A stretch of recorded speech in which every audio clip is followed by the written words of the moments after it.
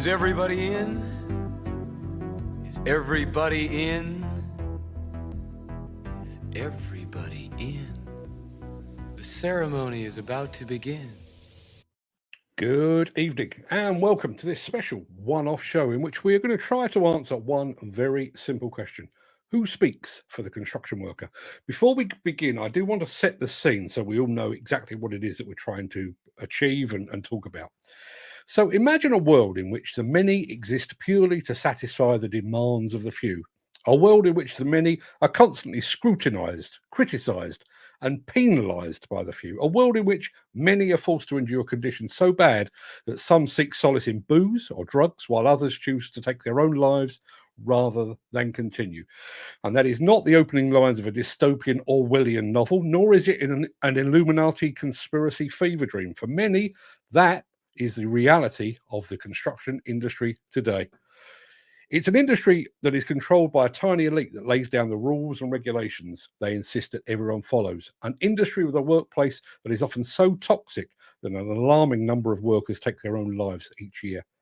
An industry so stressful that many are forced to self-medicate with alcohol and drugs. An industry in which workers are expected to do the impossible in less time than it would take to accomplish the possible.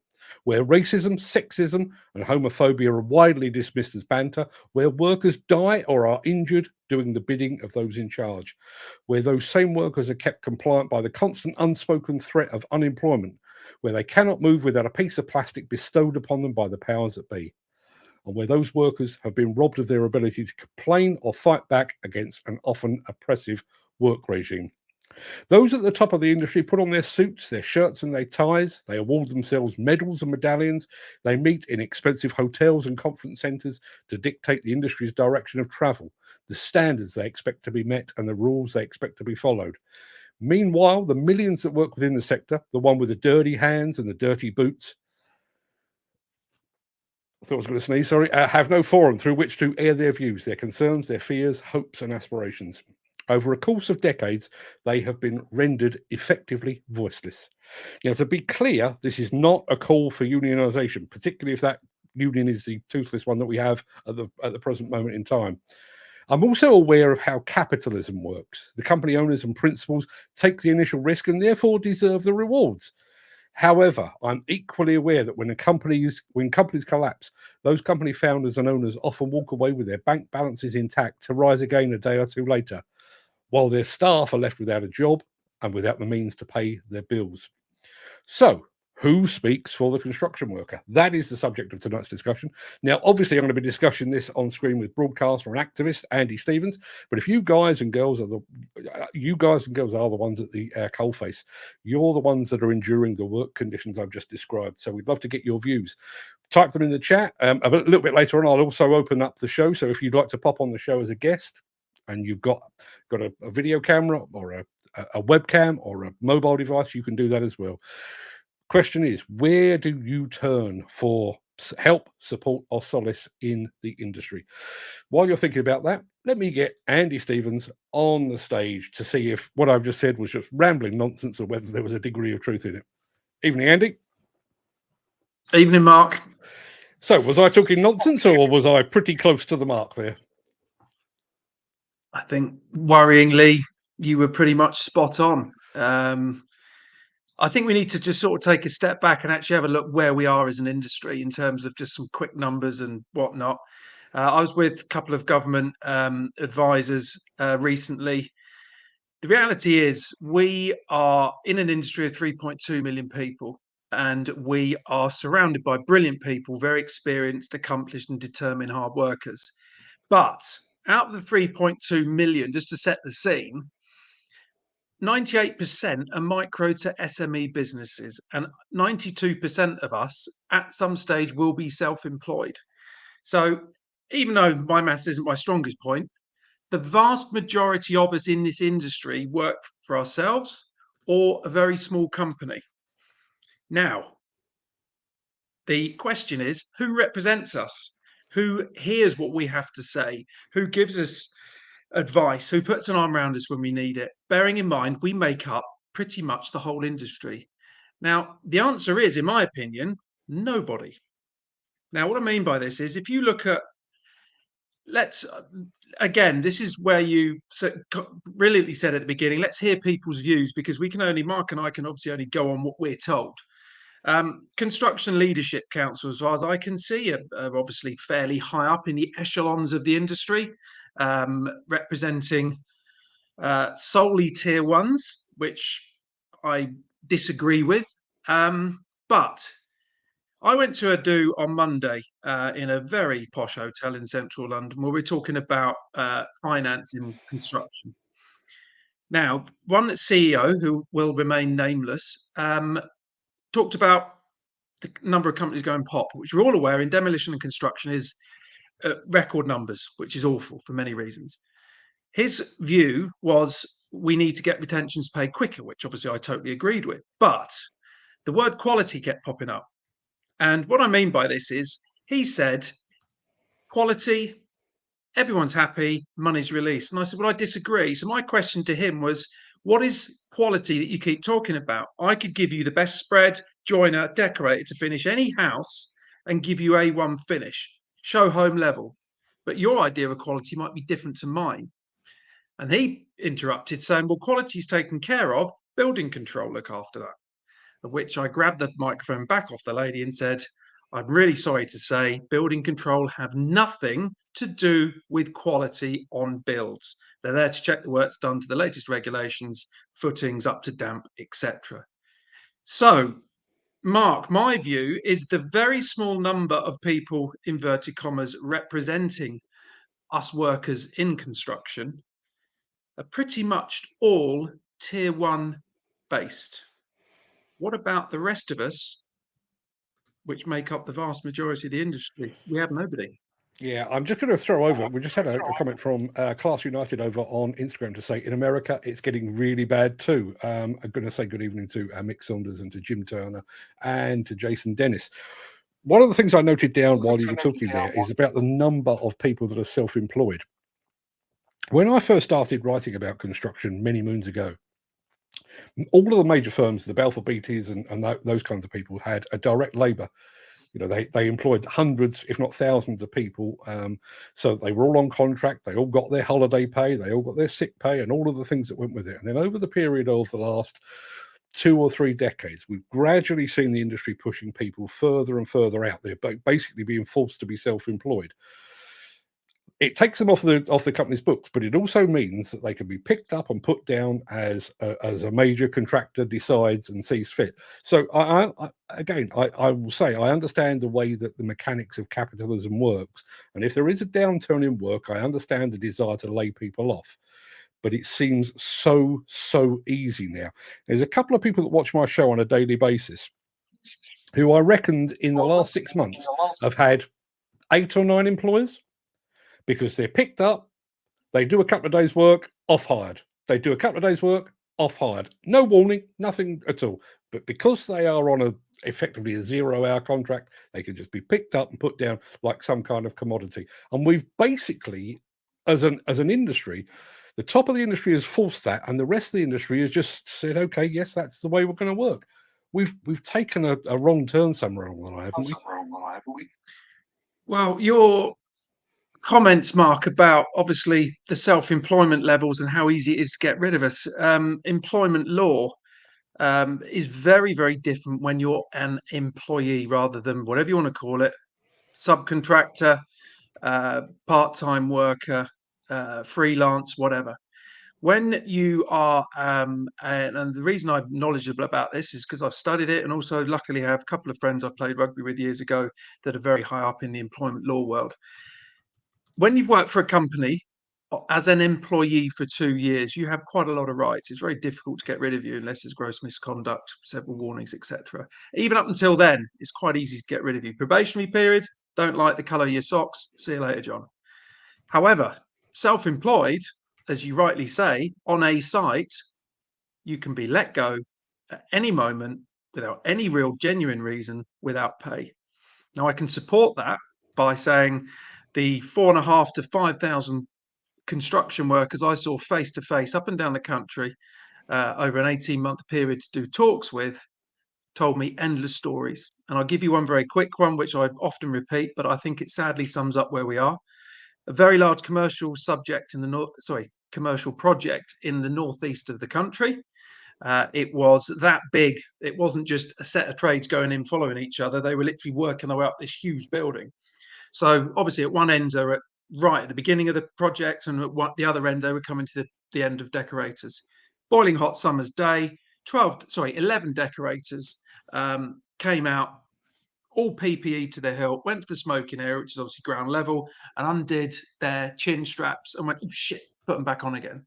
And I said, well, lads, it's boiling now. How come you put that back on so quick? He said, the only reason we're here is because him in the site office, who won't come and talk to you, he had problems from figures and delays. So previous decorating crew of 11 did exactly that. Last week, they came and sat down at this table to have a fag and a cup of tea and a bite to eat. All chin straps undone. Everything else PPE to the hilt in 30 odd degrees. And he came over and he went, right, you lot piss off. You're off the job. You're not getting paid. How is that a fair working condition? Well, I mean, in some ways, that's kind of the tip of the iceberg of what I want to talk about.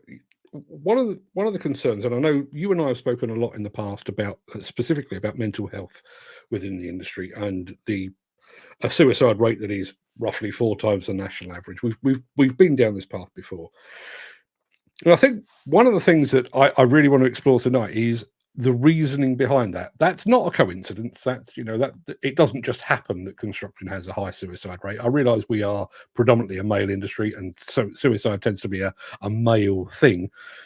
But this surely stems back from the way that we are treated as an industry, where you've got that constant threat of unemployment. You're never sure where your next pay packet's coming from.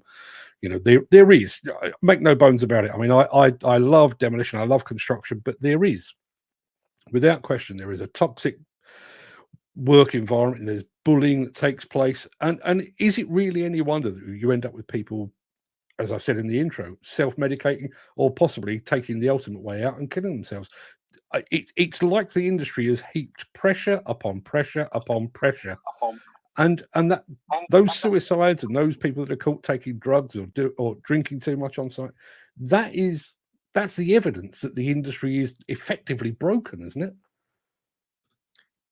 People turn to booze and drugs and prescription medication, gambling, prostitution, whatever, because it's a release from the pressures of the day-to-day environment, which is mainly work, from what we've heard. Obviously, people have separate issues at home, etc. But the reason I'm saying this is, obviously, as you know, Mark, I've done a lot of work in the mental health side of things with my difficulties years ago. And then speaking to so many people globally now, America, Canada, Britain, etc., we've got such difficult working conditions in such a great industry. So you mentioned there finance, getting knocked, not getting paid on time, retention's not coming in, getting to the end of it. Oh, listen, I'll give you 70% of it. That's a huge factor. Working away from home, not seeing family, not seeing loved ones. You're probably staying in a shitty hotel, eating crap every night, which is not good for your mental health, as we know. You're under very difficult working conditions. This job has got to be done by next Tuesday. Well, we need 2 weeks longer. They're tough. You've got to do it. Corners are cut. Working hours are difficult. A lot of stress. You then look at things like van and tool theft, which still is just getting worse and worse. I didn't think it could get worse, but it is. What are government doing about it at the moment? Absolutely nothing. What are manufacturers doing about making their new builds, their new cars and vans stronger? They're not doing anything. And when I did speak to one huge manufacturer in the commercial van sector, they said, look, as soon as we jump on it and put something in that's better, the thieves are one step ahead of us and have found another way in. So it is tough. And I think it really does boil down to the ultimate thing. That there's obviously the different sectors of demolition, groundworks. Then you've got your commercial sites such as schools, hospitals, etc. But then you've got residential. Now, the commercial side, my view is you've got to stop having sites run to budget and times. You've got so many layers beneath that of subcontractors and other firms. Matey at the top is only caring about one thing: delivering that project on time and on budget, because he gets a bloody great bonus out of it, or she does. Now, that needs to be changed, but also residentially, consumers, as in homeowners, do have a lot more control over contractors than they did years ago. Classic example is I finished a job, when was it? It was a few years ago now. Customer basically said they weren't going to pay the last instalment. Everybody knows that is my profit margin on the job. Take me to court, no reason. And when I got to court, they had a huge legal team, barristers coming out of your eyes. It was just, what chance did I have? Now, the reason they did that is because part of your home insurance is, if you pay your 27 quid policy amount a year, is legal cover. It covers 4 types of law. This is from Churchill Insurance, one of which is disputes. Minimum cover, £1 million. The average policy covers for 2 million. What chance has someone like me got going to court against that? None. We need to, I think we need to take a step back and all start working together. Because at the moment, you've got so many little people at the top representing the big boys and girls. The rest of us are just trying to keep up. And, you know, we haven't got the greatest image in the world as an industry. You're still told at school, as I was in the 80s, if you're a bit thick, go into construction. My kids are 10 and 11. It's university or failure. Yet, when I looked at secondary schools for my daughter last September, what I found amazing was the few that were doing things like DT. There was a girl in there who was so skilled. Why she was cutting a bit of 3/4 inch ply with a coping saw, I don't know. But one thing I will tell you, she was bloody good at it. That's not an easy thing to do. But what the shape she was creating, a Christmas tree or whatever it was brilliant. When I asked her thoughts about getting into construction, I said, have you thought about becoming a joiner? You're really good at what you do. You clearly got a skill there. She just looked at me and went, no. What chance have we got? And couldn't you blame her? I'm going to go over to the chat. This is somebody that watches my show on a regular basis. This is our friend Graham Footy Williams. I can tell you that we as a collective ended up having to make lots and lots of phone calls on Footy's behalf because he is severely dyslexic and he needed to get his competence tickets back. He couldn't do it because he couldn't apply online because of his dyslexia. So we had to go all through that. He was then told, okay, you've got your cards, which fantastic, but you now need to sit a medical. To get the medical, we had to travel like 150 miles in one direction, 150 miles back. He had to pay for that. Because he's self-employed, he's also had to supply his own PPE, which I realise is now against regulations, but he is a size 17 feet, hence the nickname Footy. So in order to go to work, he's basically had to pay for a card, pay for his PPE, pay for his medical. You're paying to work. At what point did that become the sensible way forward? I think as well, first of all, massive congratulations to him to getting through it. I think a lot of people would have just slung their hook and done something else. And that's the problem. You look at this whole CSCS card garbage. Anyone can pick one up on the black market for 20 quid without sitting any form of thing. The problem is with CSCS cards, it's only for the commercial sector. I've never had one. I don't need one because I work residential. But the CSCS card only looks at your qualifications, not capability and experience.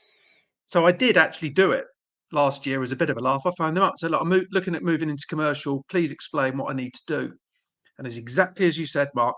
Can't do it online. I've got to go and sit in a classroom. So I've got to get in a van, drive to wherever, pay for diesel and parking, lose a day's money.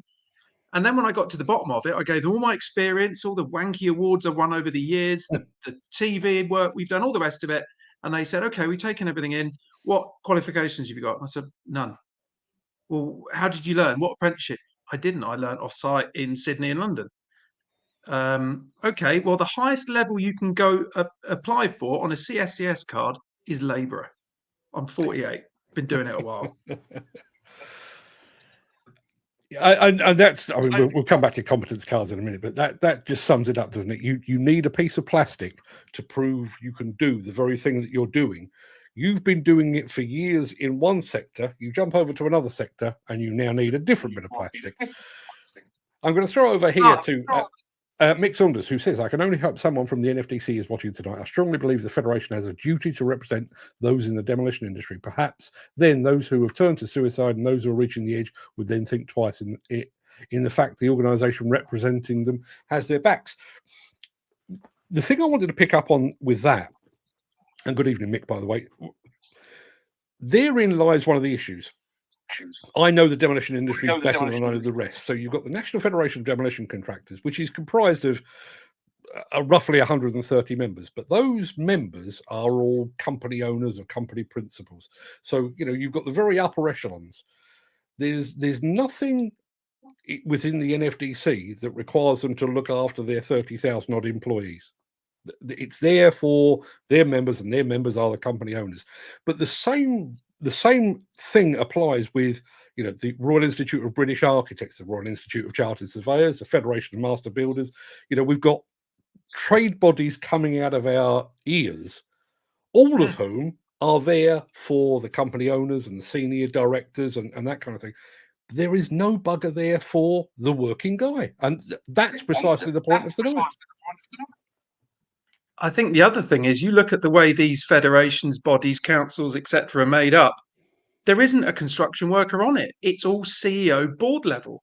Yep. When obviously, as you know, I sat on the London board at the Federation of Master Builders for a decade. When they got together for their quarterly swanky do's in hotels and whatnot, the average age was about 87 and a half. It was literally waiting for people to die. That is not representing the sector as it is. I know we've got an aging workforce. We need to get more youngsters in, but we still have youngsters in. And obviously, these guys and girls at these types of do's aren't going to be around forever. And rather than having CEOs, board level people in these organizations, I've always said you need a mix. You need an apprentice. You need a skilled tradesperson. You need a crane operator. You need an architect. You need a ground worker. If you have a mixture that makes up construction and demolition, you will have your industry fairly represented by somebody from different sectors that make it up. When you've got a very aging board or council full of CEO levels and above that sadly aren't in the real world of what we go through every day, this is where one of the main problems starts. And the reason we've got so many of these councils and bodies, Mark, is because we're not governed or regulated. So tomorrow morning, you and I can set up any council, charge people to be part of it, off we go. Yep. But the other thing is with this, Mark, if you look at it, you look at the tier one CEOs that are part of things like Construction Leadership Council, etc. Let's take, and again, I'm not picking on the guy, but it's just as far as, as high as we can go at the moment. The co-chair of the Construction Leadership Council is a guy called Mark Reynolds, who's obviously high up at Mace. He's not going to change anything in the sector, which is going to possibly disrupt Mace as a tier one contractor. He's got shareholders, he's got board of directors to listen to. It's in a conflict of interest, in my opinion. It is, and even taking it just slightly more subtly than that. When I know Mick has mentioned the NFDC there, you're kind of asking for turkeys to vote for Christmas, aren't you? I mean, things like mental health, and the NFDC did as all the other trade bodies did. They jumped on the mental health awareness bandwagon. So we have mental health awareness courses, but there's nothing within anything that they do that requires them to actually make a change. Nobody signed up and said, we're going to change our working practices because quite clearly the way that we treat our workers is causing them to abuse drugs and abuse alcohol and to commit suicide. There's no commitment there whatsoever. I'm going to go over to.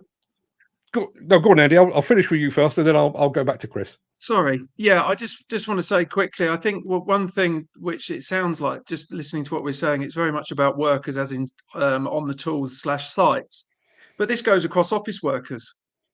They're on the piss a lot, and this is the reason a lot of companies won't insist on drug and alcohol testing, because your big senior bods have been on the piss since lunchtime the day before. Yeah, let's look at this. I think Chris has got a good point here, isn't he? Yeah, Chris, always away with words. Says, I think I've been a prostitute for years. A number of times I've been fucked over. I had to bend over and take it. But I have the choice to walk away. You have to remember, nobody owns you, which is a fair point, but in a way they do. If you're a 25, 30-year construction worker or a ground worker, whatever it might be, and you are, that's all you've ever done, you left school and you fell into it, or you worked your way into it. it's not that easy to just walk away and say, that's it, that's me done with construction or demolition. It's partly in your blood, and it's the only thing you're good at. You know, you can't just up sticks. Jim Turner, on pretty much the same subject, I think, says too many people who fell into the construction industry aren't really interested in what they do. It makes them bored and frustrated, and then they turn to something self-destructive to do out of, or sometimes in work. We need a better way of finding the right people to go into the jobs where they'll feel fulfilled and happy.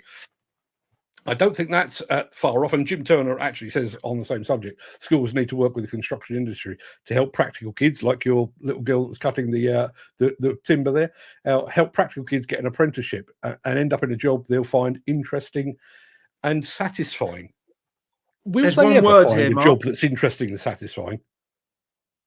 If we can sort out working conditions and obviously various other things, there's one word that we need to concentrate on to get youngsters in. We need to inspire them. And what I mean by that is we can't push them in because they're a bit crap at school. I've always said that a lot of construction workers, not all of us, but a lot of us work with these, not that. We're vocational, we're not academics. If we can have positive images of the industry, I don't know if you remember years ago, the Army and Navy were really low on numbers and recruits, and they put out this pretty cool TV ad campaign. Loads of kids were like, have you seen that? I want to do it. So we start putting out positive messages and videos of anybody from being on the tools to designing bridges, you know, to demolishing a whacking great old 60s block of flats. Doesn't matter what it is. Done in the right way, we can get youngsters to look at that and go, Dad, I want to do that.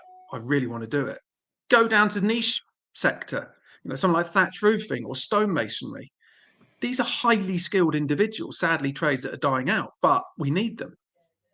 I think we need to make youngsters aspire and be inspired to come into construction, not fall into it. Because as the last gentleman said there, you fall into it, you're not really that interested.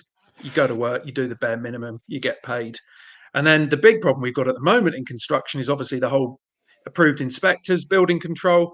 With this Hackett report, they've got to basically resit exams and interviews to be all sorted out and through the net. Off they go by 6th of April. 4,500 is what is required to keep up with the current workload. And I can tell you one thing, currently we're looking at about 650 that have gone all the way through. Most, and I mean well over 1,000, have either retired early, and these are the experienced ones that you can't replace with kids. They've retired early or gone into consultancy roles or looked at another form of, you know, income, teaching or that sort of thing. So it goes back to one thing, Mark. We've got the wrong people at the top representing the industry that probably know their boardroom very well, but the realities of day-to-day work in demolition and construction, I ain't got a clue. No, I'm going to pick you up on the point that you made about inspiration. I think inspiration to get people, young people, to go from school to a demolition or construction site, I absolutely agree. But as it stands today, what are they likely to encounter? To use your example, you know, have you thought about becoming a joiner? I don't know how old the little girl was, but if it was my daughter, would I really want to send her to work on a construction site in the UK where there's every likelihood she will be demeaned for being female? I wouldn't. And I, as it stands today, as much as I love the industry, and you know, it's given me a fantastic living. I like most of the people within it. But hand on heart, could I say that a young girl, a young gay man, somebody of an ethnic minority background could go onto a UK construction site and feel right at home? No, I can't say that right now. I think one thing, and again, this is where I need to open this up to people watching. My experience being residential 98% of my life. The good thing with residential is we didn't give a shit if you were black, white, green, purple, male, female, upside down, inside out. English wasn't your first language. If you grafted, you were accepted. I think commercial sites are your big distribution centres, warehousing, schools, hospitals, blocks of flats, new build houses. I think that's where the problems seem to lie. But that goes back to what we were saying earlier about working conditions coming down from the top. You're right. Would I mean, that girl that I was watching cut that bit of ply, she was probably 13, 14. even if she had turned around, Mark, and you're right, if she'd turned around and said, yeah, that's a really good idea. I'm keen on looking at being a carpenter or joiner, gone home and told daddy, he's not having it. And we've got to change that quick. We need 1 million more construction demolition workers by 2032. That's less than 8 years. We'll be lucky to get a fifth of that. Well, I'm going to fast forward. I am going to come back to those, the others that commented before this, but had this from Gavin Crane, who says in the next 10 years, 500,000 construction workers are due to retire. Am I confident we can replace them? No. So Gavin is CEO of a construction charity called Band of Builders. Predominantly their work hinges around volunteered tradespeople going in to rectify someone's home that works in construction that's had an accident or fallen ill. Typical example, somebody has a fall, ends up in a wheelchair, they'll go in and make the house wheelchair accessible, upgrading the garden internally, etc. All of this work is free.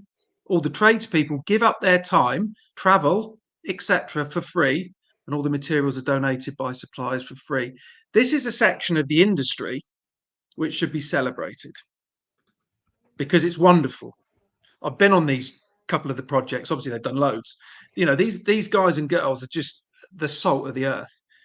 500,000, give or take, obviously, depending where you get the figure from in 10 years, that drops us down to just over 2.5 million. Plus, you've got this, if you want to say we're in a recession, it's just a bloody number. You know, at the end of the day, some firms are finding it difficult. They must be, because we've got record number of insolvencies. Simple math there, 500,000 retiring, plus the extra million we need. People are moaning about what people charge now to get a plumber or a spark or decorator in. Give it 10 years, 15 years. Jesus. But what a great time to get into the industry. I'm gonna equally, I didn't recognize Gavin's name, so hats off to Gavin and to his team. But here's the point. Gavin and his team doing fantastic work, and I know you've been involved in similar projects yourself. We have that because there are people within our industry, for one reason or another, possibly through injury, will find themselves in hard times, and people like Gavin are picking them up. We've also got, and I've genuinely lost count of the number of charities we have now trying to pick up the pieces in terms of mental health. Is that not indicative of just what a shit show construction is at the moment? The very fact that we need, and God bless him, we need Gavin and we need all of these charities to prop up an industry, or the people within the industry, because they're not being propped up by the industry. Completely. I had a call only this week from a lady who's got 2 sons that are in the industry. She was seeing my stuff on social media, sent me a message. She's mentally shot to pieces because of stuff going on in her personal life. She has to therefore rely on the charity. She's been on the NHS waiting list for God knows how many years. With everything we do, the industry size we have, the money involved, we're obviously talking billions, not, millions. Why isn't there some sort of fund to help workers that fall on hard times? And as you say, the great news is there are an awful lot of charities. The slightly negative news is charities are very difficult to run in terms of obviously getting donations, fundraisers. I think the whole mental health tick box exercise is run its course. It seems to me that one charity in particular seems to be getting the vast majority. Well, I'm not making stuff up. The fact is that the Lighthouse is obviously a large charity for the construction industry, and over the years they have helped quite a few people. But when you see on public forums like Companies House that they've got 3 million quid sitting in the bank and have just stuck 1.75 million on the stock exchange through Brew and Dolphin, this is public knowledge, not hearsay in the pub. Yeah. And then people phone them and want help and assistance and get farmed off with a £20 food voucher or go and speak to your doctor. It's not good. My issue with all of this is we're being too reactive and not proactive. Now, when I got to the end and I'd had enough, nobody was going to tell me to pick the phone up, download an app, or text somebody. That was it. I was done. If this had been addressed beforehand, you don't have to worry about chucking a rug under someone trying to catch them before they fall.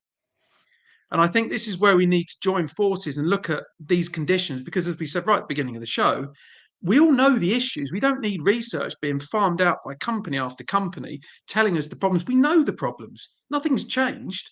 Let's look at a way of getting to the root of the problem. And then suddenly, I mean, one thing I find interesting, Mark, ONS usually around autumn send out figures for construction suicides.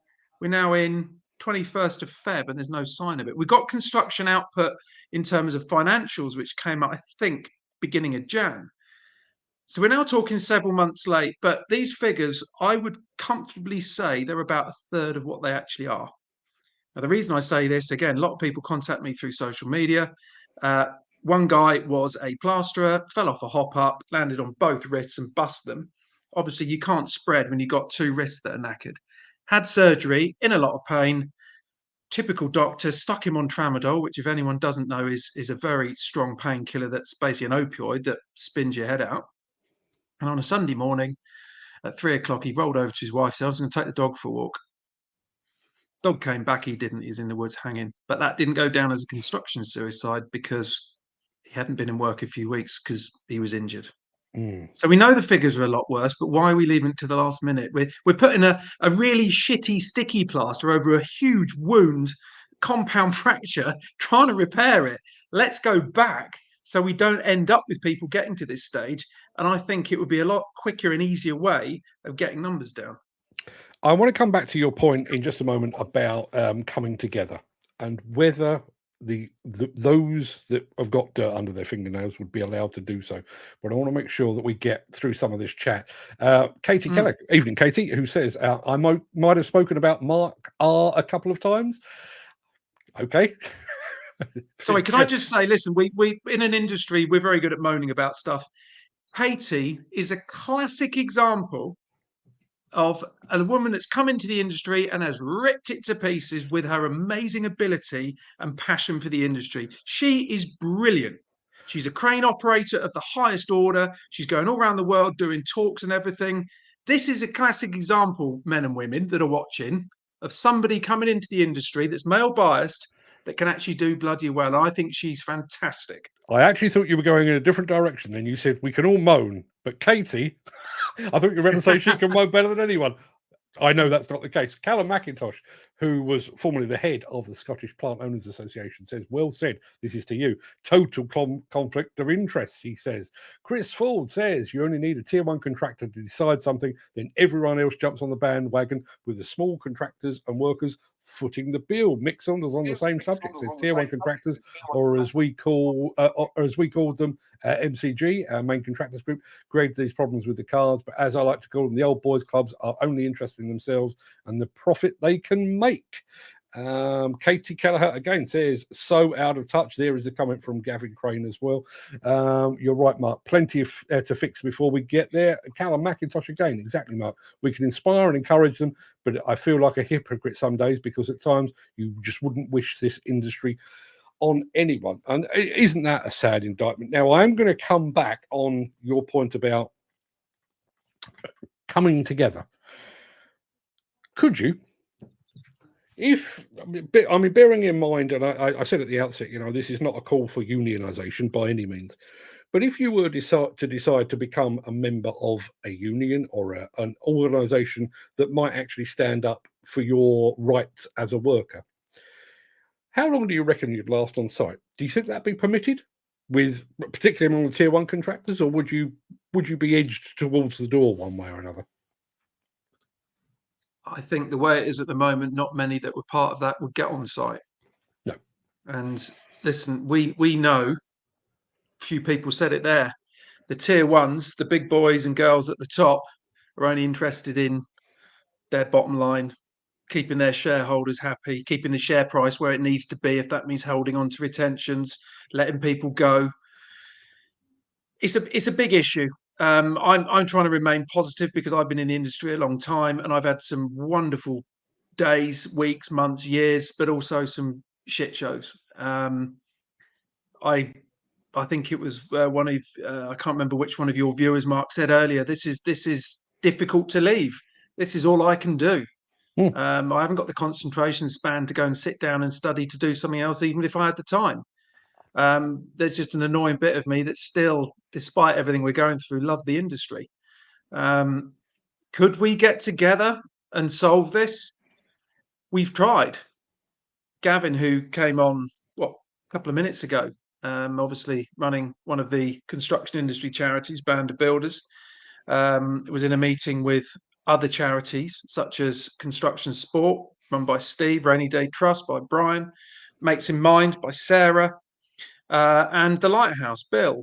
The whole idea of that meeting, plus people like CLC and Considerate Constructors Scheme, fairly good room of people, to be fair.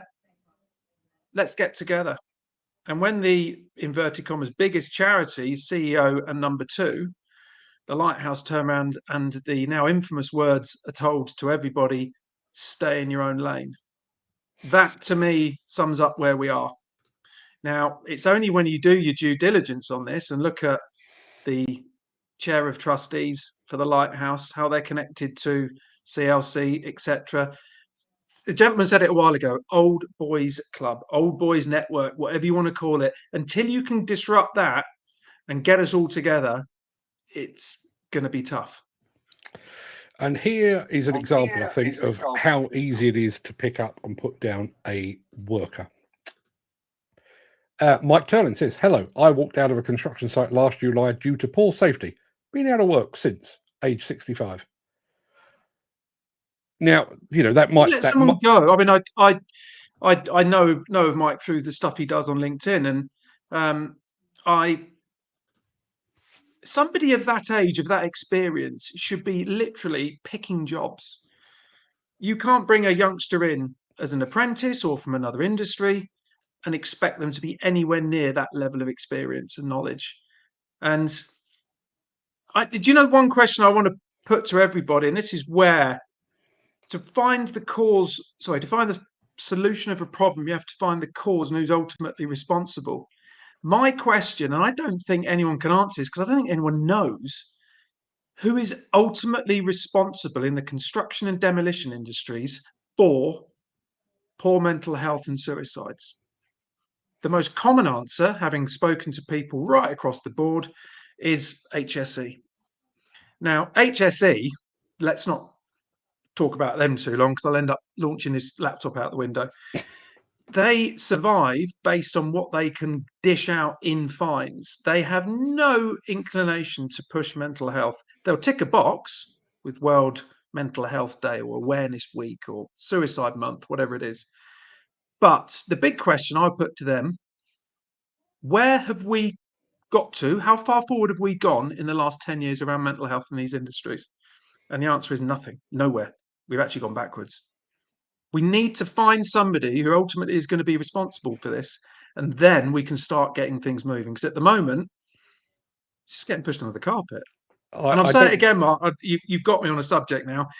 This is people's lives. This is someone's son that's gone to work. This is your best mate on site. This is your neighbour, your sister. And when it runs into the thousands each year that are taking their own life predominantly through stress at work, I'm sorry, it's wrong. It's fucking wrong.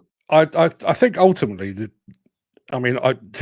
you and I are in agreement on the HSE. Now, whether it's through incompetence, lack of funding, or whatever it might be, and I'm not going to get ahead of myself, but on Friday this week, it will be the 8th anniversary of 4 guys dying at the Didcot Power Station. The HSE and Thames Valley Police investigation is still ongoing. There's four families there that don't know how their loved ones died. We've had no feedback, nothing whatsoever. There's a statement coming out from Thames Valley Police that says exactly the same as it said for the 7th anniversary, the 6th, the 5th, and the 4th. So if we are going to in some way police mental health, the health and safety executive quite clearly aren't the people to do it. But just going back to our friend Mike here, you're right. At 65, and with all the experience he brings to bear, you would think he would be back into a job immediately. Or has the industry looked at his last employment, seen that he's raised safety concerns, and decided amongst themselves, he sounds like a lot of hard work, we'll leave him on the scrap heap? Because it wouldn't be the first time that's happened. We've had blacklists in the past. and I'm sure that it's still ongoing now. It used to be a case of, you could phone up the previous employer, what do you think? And, by and large, oh yeah, he's okay. He's not particularly punctual, but he'll get the job done or whatever it might be. Now, if you raise the flag about health and safety, or the fact that somebody on your site is abusing drugs or alcohol or whatever it might be, or somebody's stealing copper or whatever it might be, you could quite easily find yourself out the door, either forcibly or subtly.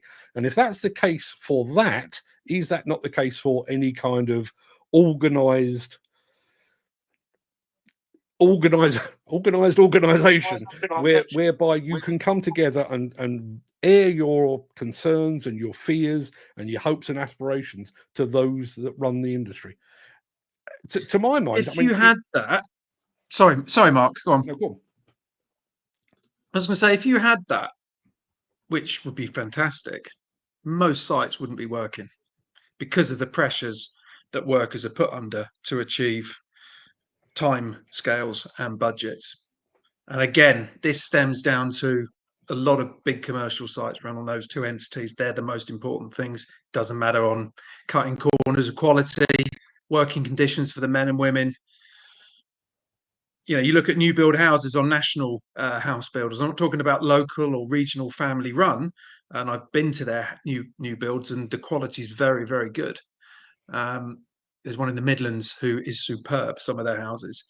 National house builders, as we say in the trade, finished on a Friday. What a shit show. The flank wall on a 2-story townhouse, you can climb up the brickwork so bad. You've got skirting boards that wouldn't know what the word mitre means, or scribing. Doors are catching and binding. Worktops are uneven, tiles are popping. It goes back to, it's got to hit budget. It's got to be done on time. We will cut whatever corner we have to in order to get it done. I will go back to the chat in just a moment, because we've got to add a couple of very good comments here. But one of the things, and this is not peculiar to construction or to demolition, but when did we lose why did we lose the ability to tell people to poke it? You look, and I'm not condoning what's going on in France, but I'm due over in Paris in April for a major exhibition, and there is a question mark whether it will go ahead, because the French farmers are protesting. They're blocking the roads in Paris. We will be able to get ourselves in. Will the equipment be arriving there? And yet here, now bearing in mind, I'll come back to Mick Saunders in a minute. Mick is a hairy-ass Millwall supporter. He swears for a living. That's what demolition do. And yet, a tier 1 contractor says, you said you were going to do it in a month. We need it done in 2 weeks, and we're going to hit you with a retention, and at the same time, we want a 10% discount. And as an industry, they go, yes, sir. Why are we not telling them fuck off? Well, the other thing is, with the modern day social media and all these other platforms, there's so many groups of individual trades, demolition workers, ground workers, whatever. These companies should by now have a reputation of being bloody awful. Therefore, you and your team won't go near them. But people are desperate for the work, so they will go in. I think some people's view is, I'd rather have something than nothing. And this is the problem we've got, Mark. Yeah. I'm going to go over to the chat. Tim Meaney of M&M Demolition says, perhaps demolition should be separated from construction umbrella and operate as their own industry. Any construction firm cannot deconstruct within their own group. Would this aid the regulating of the industry and level the playing field? I'll come back to that. Not to mention our carbon footprint being brought into question. Demolition is a specialist industry in its own right, and not a whipping boy for construction to hide behind. We could survive on our own merit. Just a thought. I think that has some validity the moment that you become licensed. But as it stands at the moment, any pillock with a digger can be a demolition contractor. Jim Turner, on the flip side of that, says, if I'd had a girl instead of a boy, I'd still have encouraged them to go into construction because it's a good, well-paid job. Can't argue with that. Gary Muirhead says, drugs and alcohol on site is a massive problem on site today. I'm working a job right now. It's got at least 5 guys out of 15 smoking joints every day. When I brought it up, the answer I got was, if we removed them from site, we wouldn't have anyone left. Not fair that I could be involved in an accident or an incident on site with these people under the influence, and we've got to live with it. Yeah. Listen, I've told this story so many times. I have a friend in the industry who is an occupational nurse. She was summoned to a London demolition site to test 11 guys for the presence of drugs and alcohol. All 11 failed. So what do? Shut the site? Legally, morally, yes. But if you do that on every site, the industry grinds to a halt. And also, these men and women wouldn't be turning to drugs and alcohol if working conditions were as they should be. And that again stems from the top. It's top down. We can push up as much as we want from the bottom, but we need things and practices put in place from the top and being pushed down. That guy's right. If we suddenly drug and alcohol tested everybody, it wouldn't be anybody at work. It's 5 out of 15 smoking joints. That is, I mean, look, we've got a joke in the residential sector.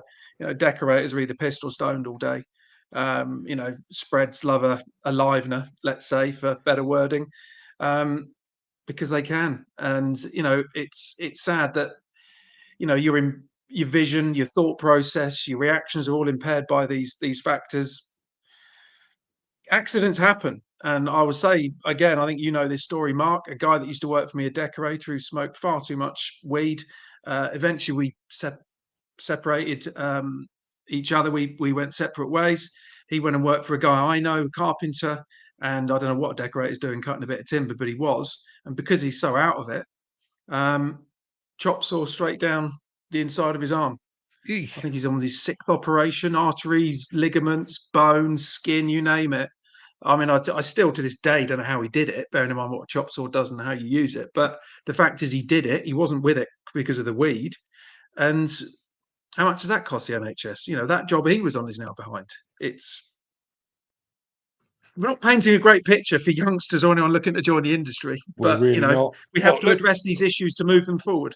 Let's go to the other end of the employment spectrum. Mick Saunders, who is retired, although he keeps his hand in. Sorry, evening, Andy. One of the problems with what you say about the older workers leaving the industry, the main reason I turned it up was the MVQ. Why would I, or those of my age who wanted to carry on, would want to show we are capable of doing the work for the sake of another ticket? I've done enough courses and the trainers have never picked up a hook, mattock, in their lives, let alone having to pay for it. I mean, I could babble on about that one for hours. You know, the very fact that you've got all of these competence cards that are being issued by training companies, and a lot of the training companies have never set foot on site. Sorry to interrupt. The reason these training companies keep getting all this work is because their CEOs sit on the senior boards and councils and federations that put these laws and regulations into practice. So their training companies make the money. I had a conversation today about the very, very thing that we're talking about now. I won't mention the lady's name. She's got a training company. She sits very high up on a certain council that put a lot of these regulations in for training. She's doing quite well, let's say. Yes. I was going to sarcastically say I'm sure that's just a coincidence, but I know it's not. Chris Ford says, I have 2 sons. One works with me and the other works in IT. Not SHIT, as he tells me. I've never pushed them to follow me. Not that I've encouraged them. The youngest is a CAD designer in decorative cast concrete to go into construction industry or agriculture. We're in a hiding to nothing, but they've made their own choices. Katie Keller says, oh, Andy, that is very kind of you to say. Thank you, mate.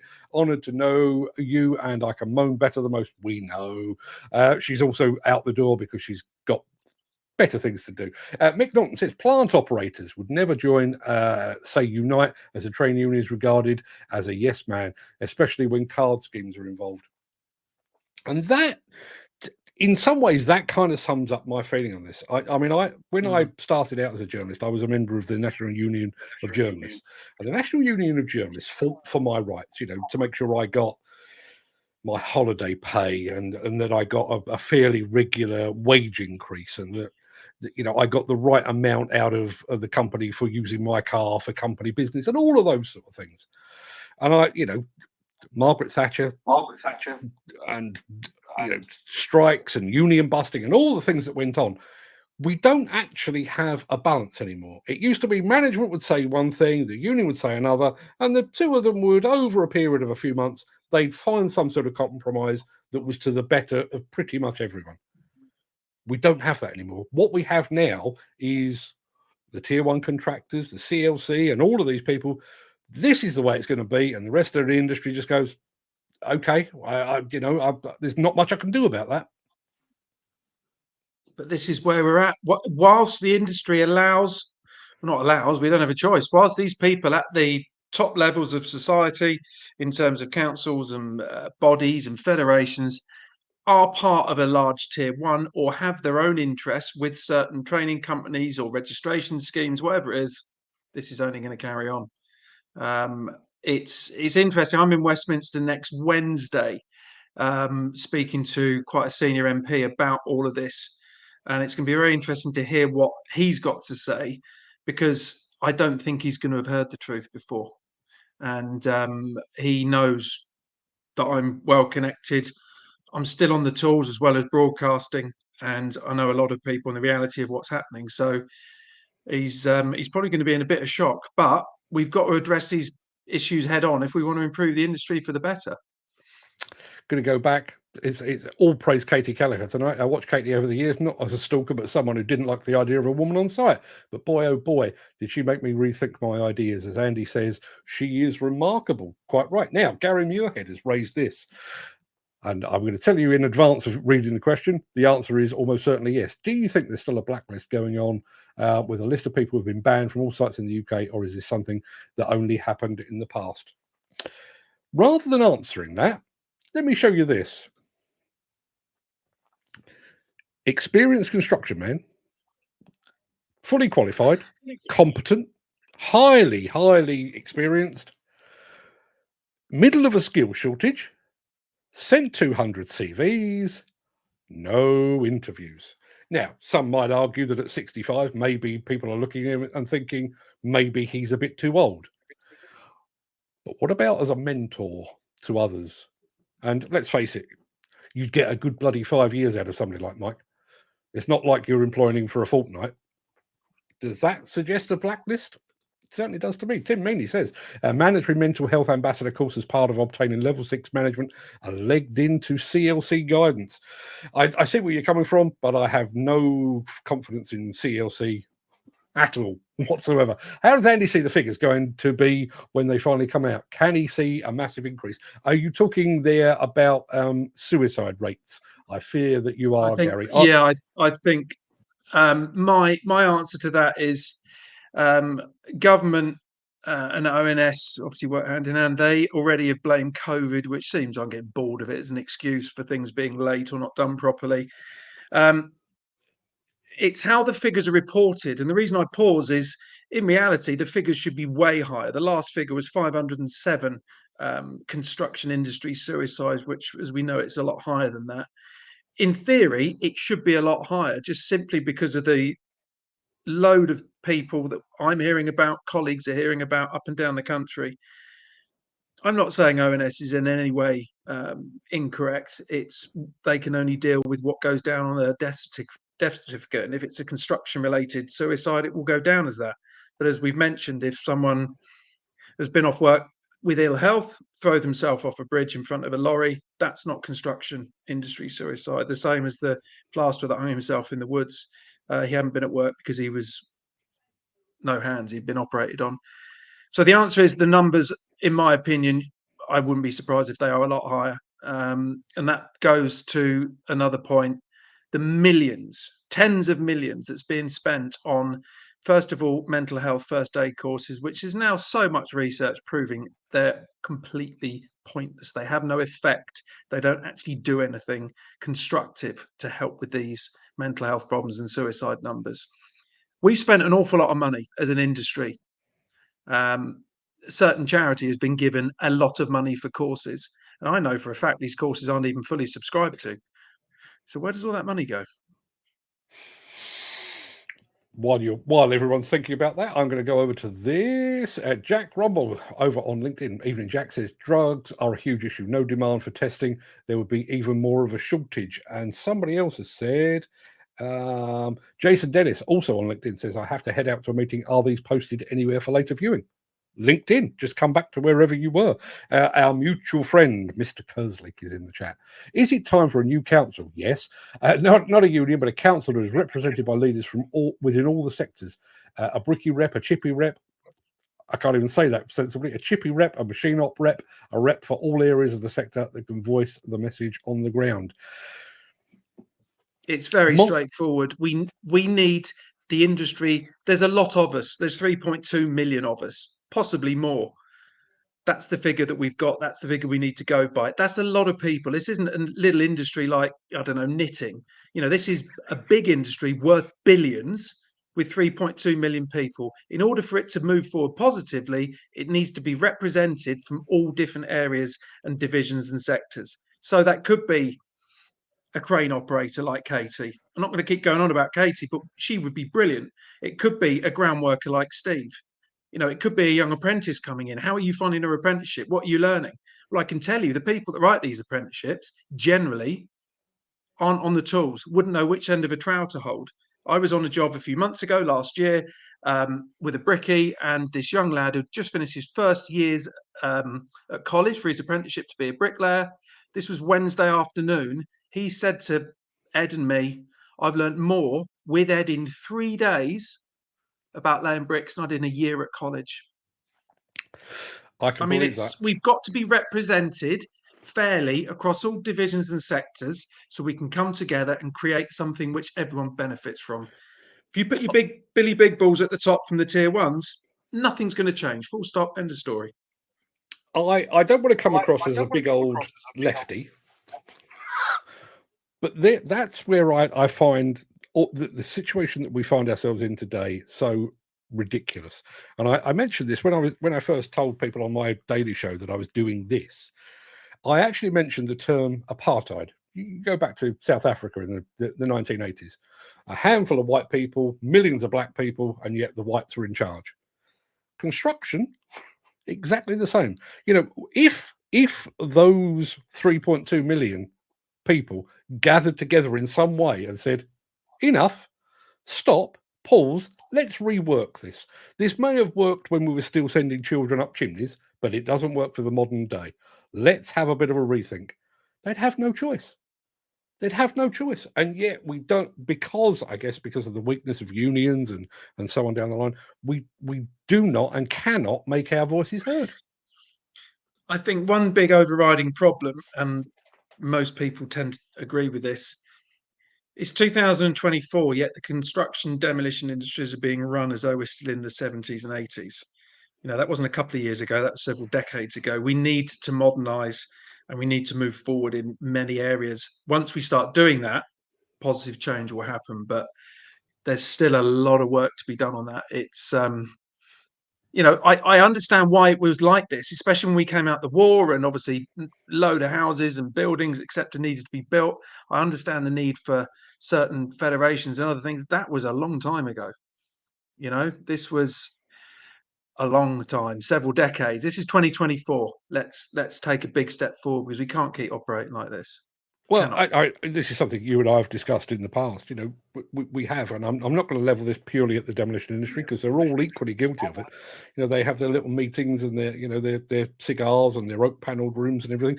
You know, if you've come straight out of the Second World War and you're doing that, fair dues. You know, you've experienced the officers' mess, and that was the way things were done. That was 80 years ago. More than 80 years ago. You know, we're now living in a world where people don't generally wear suits to work. You know, we don't, it's just, you know, even the very notion of actually meeting together and being penalised because you're not wearing your association tie. I mean, Jesus Christ, you know. Jim Turner says needs to be random drug testing on a daily basis. That way it'll give the users time to adjust to the new rules and the job won't have to shut down while they're finding a new workforce. On the same token, Chris Ford says, I must be wrong. I've always thought that drugs were a lifestyle choice. Don't get me wrong. I do believe that there are some on site that have chosen that lifestyle. You know, that they're on weed or something a lot stronger than that over the weekend. That's the way they live their lives. But I do think there is an awful lot of people that are doing that and booze as well.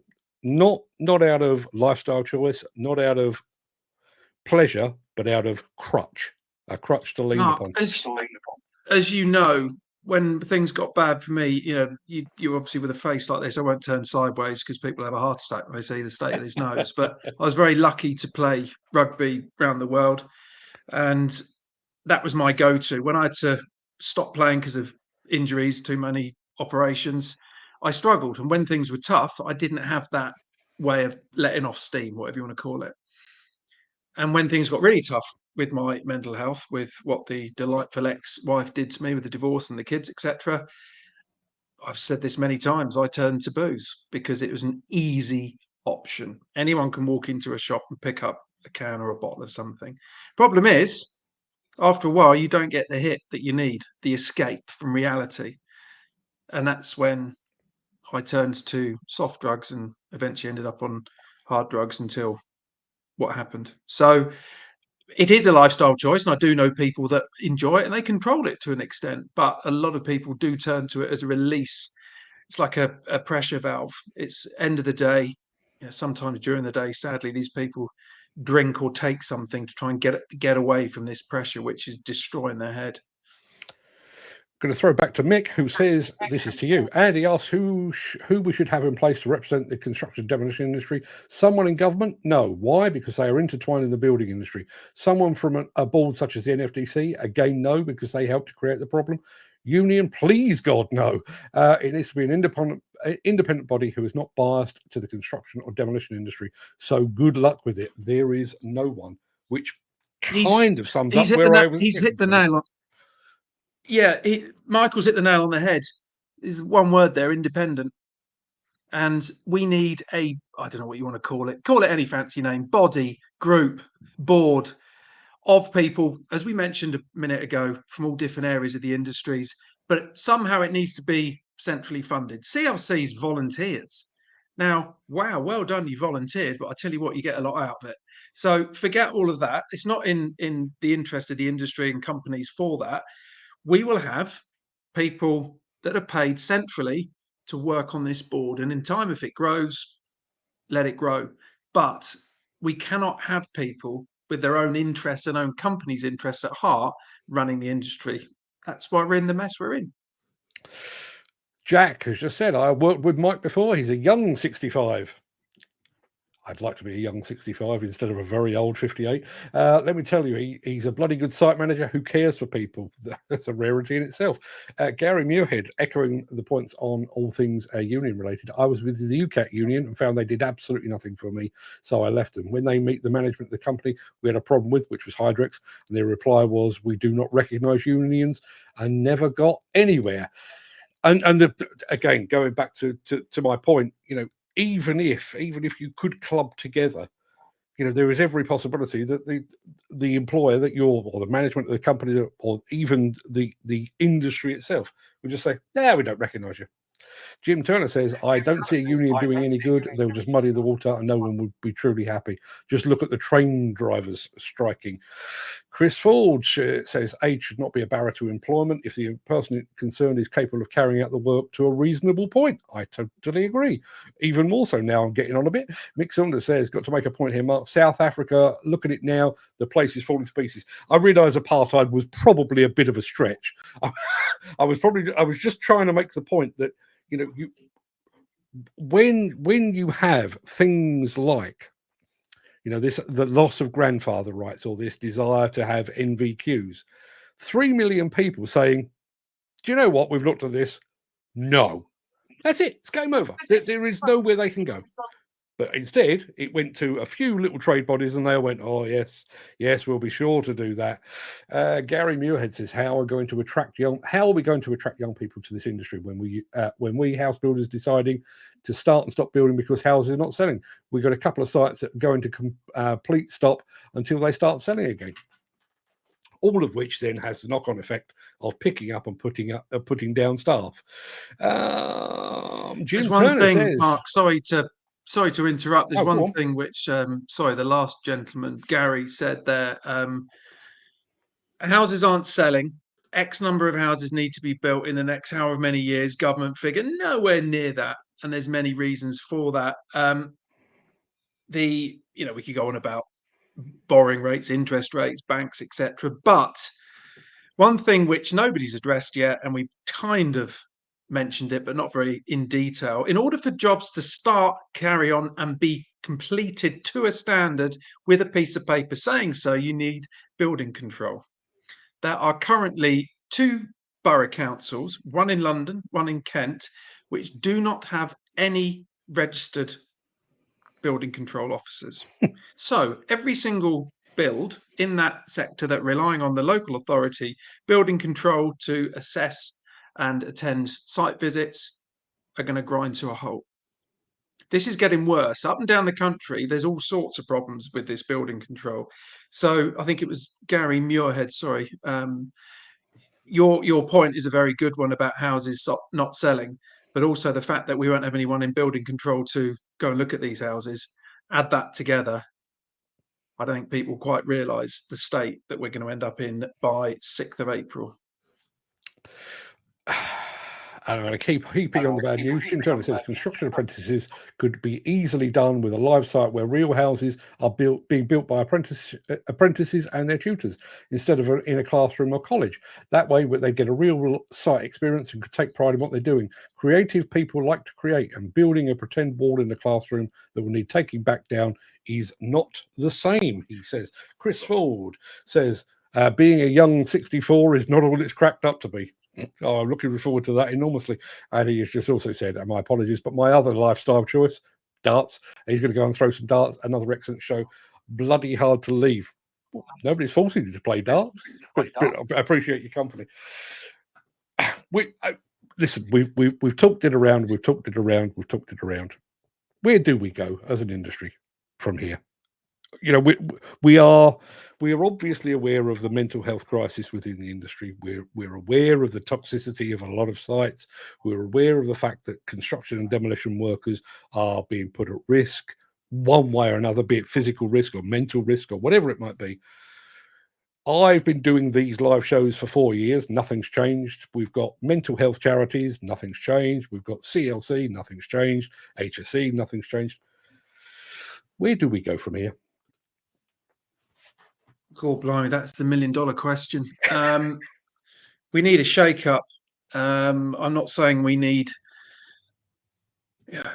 We've talked about unions or strikes or this and that, blacklist, but we need people heading up, representing everybody in the industry that are given not necessarily free rein, but actually are given an opportunity to make positive change right across the sector. And I think at the moment, as you rightly say, Mark, Jesus, we've been talking for a number of years. Nothing's changed. I can't see anything that's changed around mental health, apart from people putting stupid certificates up on walls and phone them. Let's look at reality. Reality are thousands of people are killing themselves in construction and demolition, and that is thousands too many. If you look at accidents in construction that kill, I think it's about 40 odd a year. So how come it's mid to late hundreds suicides? Something is fundamentally wrong. The people that run the industry, and as I say, I went to this very wanky do on Monday, which actually was very beneficial to meeting people. But what it showed me was the people at the top are not in the real world. They're in the 1 to 2% of tier ones, which seem to control the industry with certain councils and bodies. We need more people on the tools, in plant, on cranes, in offices to come together and form an unbiased, independent panel that can put across the realities to make change now. Because if it carries on as it is, no matter what people say and tick boxes, all the research tells us this. Mark, will I be having this conversation in 10, 20 years and be probably worse off? Steve Kerslake has just added, should the CLC open their doors and let the representatives on the ground in? Crikey. I think that's paramount. It's fundamental. It wouldn't make lunchtime before there was an almighty tear up and the old fuddy-duddies that have lined their pockets and not put the industry's best interests at heart are launched through various windows and other glazing entities. They're not letting us in because they know the truth's going to come out. And Steve and myself and others are working on things in the background about just not exposing the truth, but we want positive change. We want to improve the industry. Too much behind closed doors has gone on for too long. That's why the likes of Steve and me aren't going to be allowed too near the CLC. And I realise this is unattached. It's I'm going off at a slight tangent. To my mind, the only time I became truly aware of the CLC was when COVID hit. And the advice from everyone, from scientists, from politicians, was stay at home. And the CLC said, "Oh, good news! You have key worker status. You head on out into the diseased streets of London, you construction workers, because we've given you key worker status." That's how much I think they care about the average worker. Gary Muirhead says, "Should we not make it compulsory that any new house building project or construction project must take on a minimum amount of apprentices?" I think there is a degree of that, isn't there? I can't remember exactly what the figures are, but I think projects over a certain size are expected to do that. And I think there's also a bit of a regulation about employing local people as well. Not absolutely sure about that. But again, I was just going to say, this doesn't leave. I was hoping to leave this thinking, positive. Not really feeling it, to be honest. I think one way to kind of sum it up and the important thing is always try and take a positive out of any situation, no matter how bad it is. One thing's not going to change. People generally in construction and demolition are brilliant people that are hard grafters that enjoy what they do. Obviously, there's people earlier said maybe not everybody, and I get that. We've got a fantastic opportunity while we're at tipping point with various issues going on with mental health and van and tool theft, building control, apprentices not coming in, houses not being built. We've got an opportunity to turn that into a positive. Yes, it's tough. Lots of viewers have come on and said what needs to be done, which we all agree with. It's going to be very, very tough. But if you can get a set of broad shoulders and come into the industry now as a youngster, you've got a hell of a future ahead of you, because we've got a shortage. You're going to do well and you're going to earn well. And unfortunately, youngsters these days are only interested in, how many pound notes they got in their bank, more than anything, wanting to be TikTok, whatever they call them. We've got a great industry, and I really, really do think people joining now in the right environment are going to do very, very well. I threw that up and I realise it's obscuring part of your face, but it does. Tim Meaney, it's not a bad thing, Mark. Duck down a bit. I was told recently by an 18-year-old son of a friend when asking me for a job, "I won't get out of bed for less than 500 quid. No experience, but wants to top the ladder out of the blocks. Currently, he messes about smoking weed and bounces between agencies. Even when offered the job, the weed came first, but needs to work now and again to get more weed. He's not the only one. Industry doesn't drive people to drugs, and mental health is seriously affected by the use of drugs and the state of mind," and that's where that one runs out. Jim Turner adds in, "Say we have 200 or 300 house estates being built, and the build route progress is through the site. The last 10 or 20 could be totally apprentice built, obviously at a slower rate, but easily obtainable as all the plant materials are already on site. Real world classroom. When you are made construction minister, Jim, I think that's an idea. Enjoyed this evening, but I have my son's dog here with me. I need to take him out. Do my impression of Ben Hur down Manchester Road. Well, good luck with that."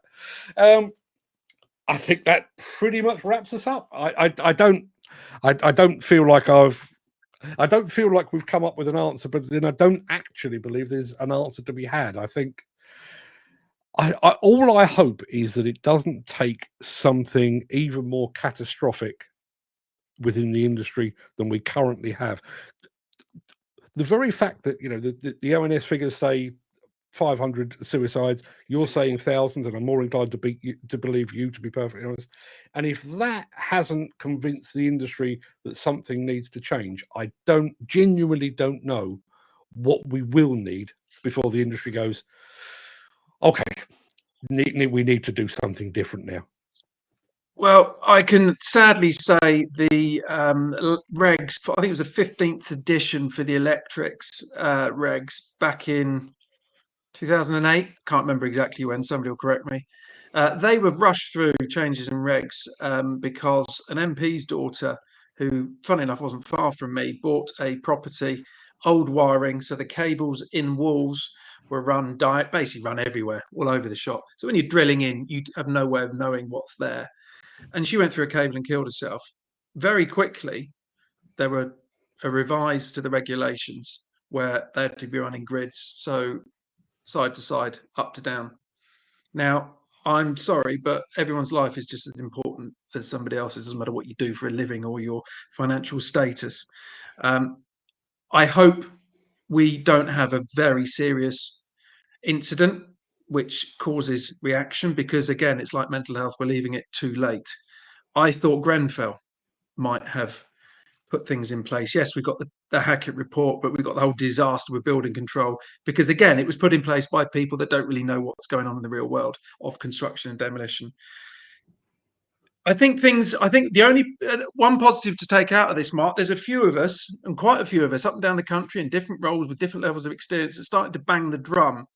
And there's an old expression which a mate of mine keeps saying: lots of small waves will eventually make a big wave. And if we're not getting any results or change from top down, when you get a few annoying people like us banging the drum and going into Parliament, Westminster, eventually getting hold of certain individuals high up in the industry, they're going to have to start to listen. Because I hate to say it, if you are watching, we aren't going away.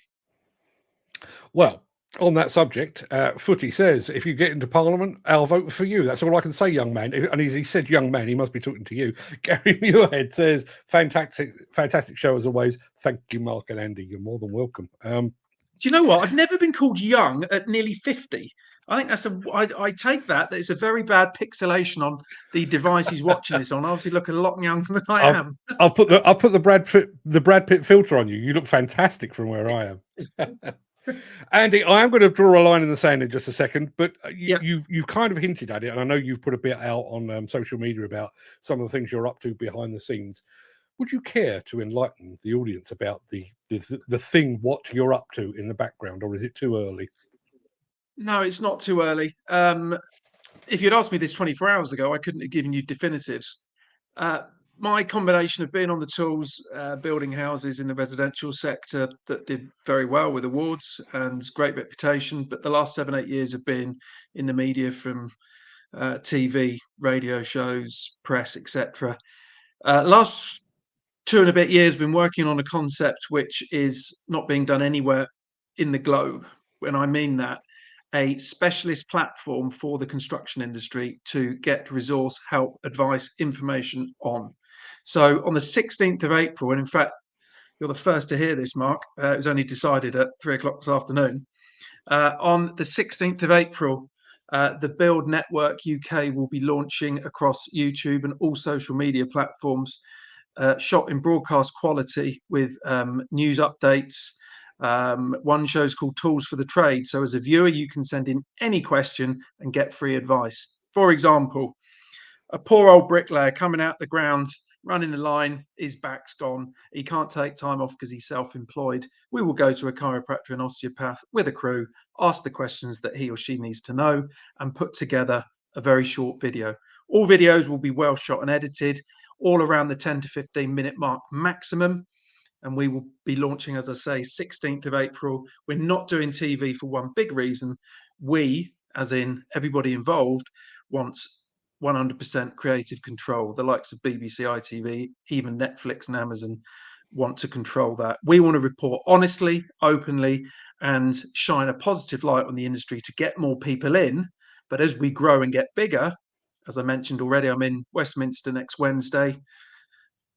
Watch this space, because we're going to make a bloody big difference. Well, unfortunately, I think your launch is actually when I'm out of the country. I'm not absolutely sure. I need to. Oh, Mark! I'm getting my excuse in early, but congratulations on that. I know you've been working on it for a long time. I know you've been talking about it for a long time as well. So look forward to seeing that. And and bearing in mind what we've done today, and I'm going to say, I'm going to throw this one up. There you are. Jim Turner says, great show. Thanks for your time, Andy and Mark. There's plenty more of that to come from you. And if that advice extends to things like mental health, drugs awareness, and all that kind of thing, that can only be good for the industry, I would say. Yeah, I think, sorry, the laptop went funny. Yeah, I think the key thing is we're addressing issues that need addressing, and we will create positive change. And I say positive change because it's all very well having a good moan up, which as a trade we all love doing. But we need to make positive change, or we are literally going to grind to a halt as an industry. It's nerve-wracking. It's exciting. We've already got some good partnerships on board. We've very aggressive expansion plans. It's called the Build Network UK because there isn't anything globally like this. So in phase 3, we've got aggressive plans to launch over North America, Australasia, Europe, etc. because no one's doing this for such a big industry, which is mad. Awesome stuff. And I'm going to leave on the note from Mick Norton, who says, good on you, Andy. I'm sure we can all contribute to positive change. And there's Jim Turner saying, if we all do as much as we can all help make a change for the better. Gentlemen, specifically, Andy, it's been a pleasure. I wouldn't say I'm not going to go away and cry my beer, mainly because I don't drink. It hasn't cheered me up at all, but that's just my miserable disposition. But it's been worth talking about. If anybody has got anything else to add, I know I've noted down Jason Dennis wanted to get a reminder of exactly where to watch this back. Obviously, it will be on YouTube, it'll be on Facebook and LinkedIn and everywhere else. If you want to go back and check anything else, please do that. Andy, it's been an absolute pleasure as always. Hope to see you again in the very near future. Yeah, thanks very much, Mark. I think just finally, one thing it's showed is we've got some brilliant people, which I've always said in construction and demolition, and getting together, create positive change. As you mentioned, there's 2 million of us. When we get together and start pushing for stuff, watch it take shape. So I think we're in a good place. A lot of work to do, but we'll get there. I want to send you away with a smile on your face. Steve Kerslake has just said, well done, lads. Stay in your lanes. Steve, I don't have the ability. Anyone that's ever been in the car with me would tell you, all over the shop, as you've probably just seen. But thanks for that, Steve, and thanks, Andy.